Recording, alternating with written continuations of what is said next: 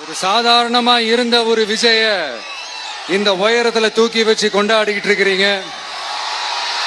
உங்க வீட்டுல ஒருத்தனாவே ஆக்கிட்டீங்க, உங்க சொந்தக்காரனாவே ஆக்கிட்டீங்க. என்னங்க பெரிய பணம் வேணுங்கிற அளவுக்கு பார்த்தாச்சு.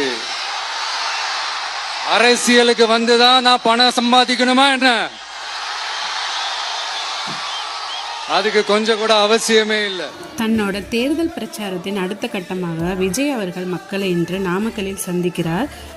கிட்டத்தட்ட 6 மணி நேரமாக அவரோட ரசிகர்களும் தொண்டர்களும் விஜய் அவர்களுக்காக எல்லையில் வெயிட் பண்ணுறதை பார்க்க முடியுது. நீண்ட காத்திருப்புக்கு அப்புறம் விஜய் அவர்களை அவருடைய ரசிகர்களும் தொண்டர்களும் நல்லாவே வரவேற்பு கொடுத்தனர். இன்னும் பல பேர் டிவிக்கு கொடியோட கலர் பெயிண்ட்டை தான் உடம்பு முழுவதும் பூசி இருந்ததை பார்க்குறப்போ ரொம்பவே நெகிழ்ச்சியாக இருந்ததுன்னு சொல்லலாம்.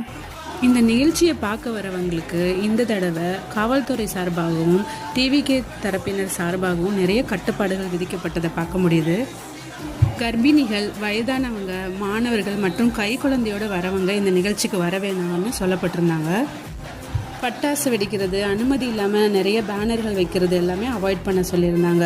அது இல்லாமல் அரசு மற்றும் தனியார் பில்டிங்ஸு, சுவர்கள், மரங்கள், மின்கம்பங்கள் மீது ஏறக்கூடாது மற்றும் விஜய் அவர்களோட வாகனத்தை ஃபாலோ பண்ணிட்டு வரக்கூடாதுன்னு நிறைய கட்டுப்பாடுகள் இந்த தடவை விதிக்கப்பட்டிருக்கிறத பார்க்க முடியுது.